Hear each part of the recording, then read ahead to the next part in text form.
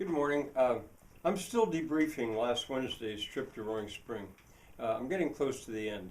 I'm going to call this one Anita and Brother Ron, and I'll explain why here in a minute. After I had left the Slough of Despond, which I referred to it that day, what I mean is Danny K's Cafe, where I love to stop and talk to Sheena. But then I went down to the brewery, the Spring Dam Brewery, and there I had three particularly notable conversations, or two, three. The last I'll save for my last video. This one is about Anita, what Anita told me. I actually asked to talk to Anita because I had brought a book. She's there, but she's usually back in the kitchen. I had brought a book called Giants of the 20th Century, or Giants of the Cove, of the 20th Century Giants of the Cove, or something like that.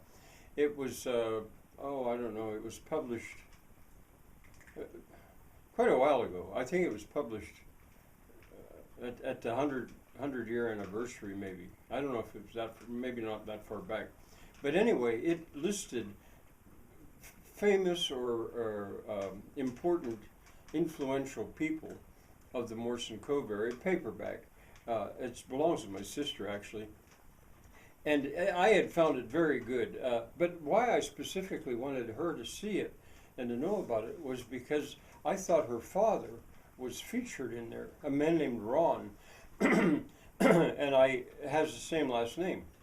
And I thought, I think this is your father, and he's spoken of as an adventurer and an athlete. He's mentioned twice in that book. I mean, there must be 100 people that are mentioned. My aunt, Helen, is mentioned there as an adventurer.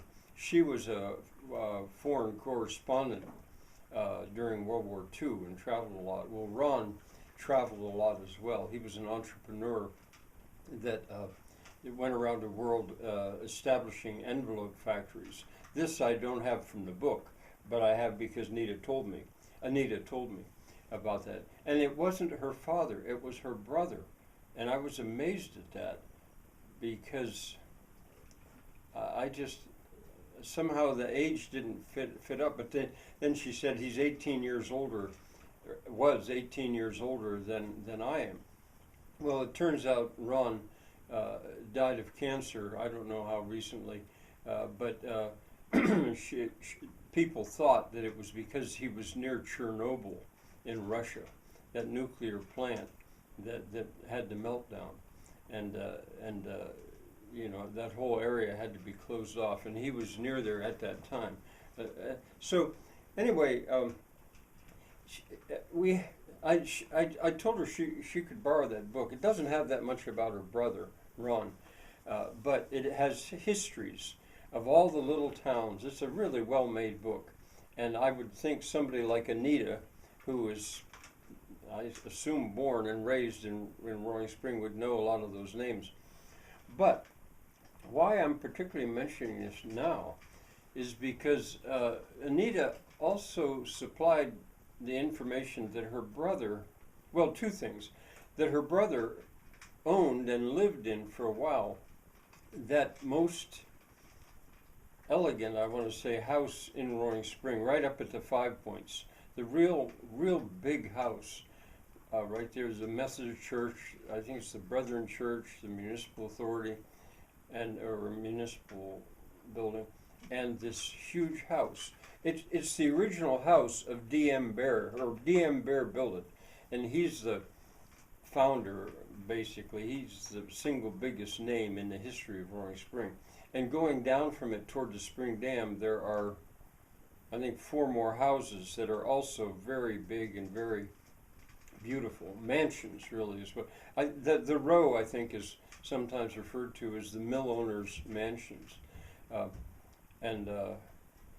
think he built one for each one of his daughters. I think. I don't know. Don't quote me to that.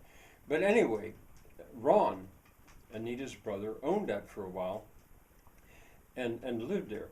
And but he traveled. He just had it in his blood that he really was always traveling a lot. But why I'm mentioning it is not that particularly. That building, incidentally, now I think is a bed and breakfast. It was for a while, and it's kept up. And Anita thought it maybe still was. I don't know. But Ron, she said toward the end of our conversation, he was, I guess she said, I guess you'd call him a humanitarian, I think was the word she maybe used. She didn't know how to say it. But at the end of the month, he would go to the borough, the municipal building, and find out who was not able to pay their water bills for that month, and he would pay it for them.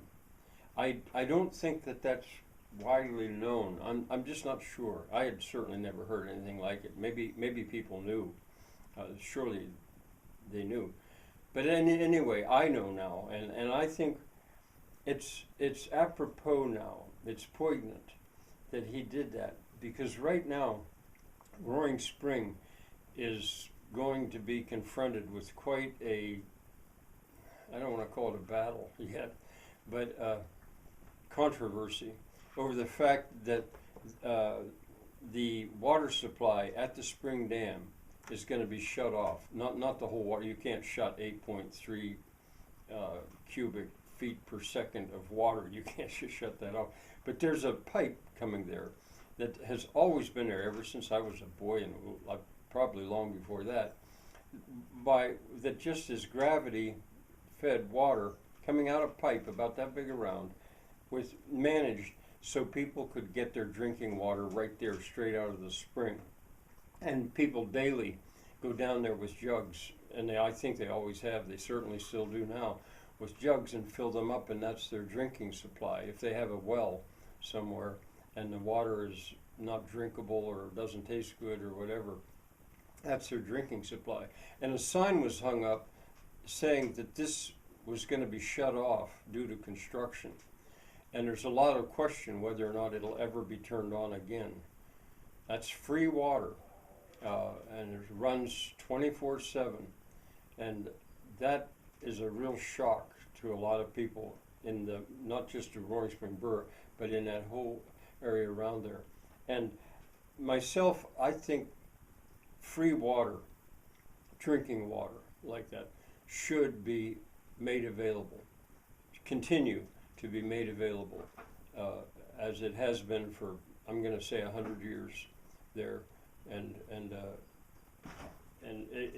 because it would be a big mistake with such a rich resource as that delicious water in that amount to be going by people who could not afford, or whatever, could not afford to drink it. They can buy it. You can buy it in a store. I think it's called Crystal Spring Water or something like that. But I don't know. So think of Ron. And one other thing, that family, it's not just Ron, Anita, and she has a sister and another brother. They have been devoting them a lot of money to reviving the East Main Street of Roaring Spring, where Danny Kaye's Cafe is, where the brewery is, where the vault is, where the old Mennonite church is, and they deserve support. I would urge my viewers, actually, to stop in at the vault sometime. Check it out. By all means, stop in at the brewery. You don't have to drink alcohol. You can drink, what do they call it, cream soda or something. They have other things too. But those are good efforts, and they should be supported, I think. Remember Ron's humanitarianism. Bye for now.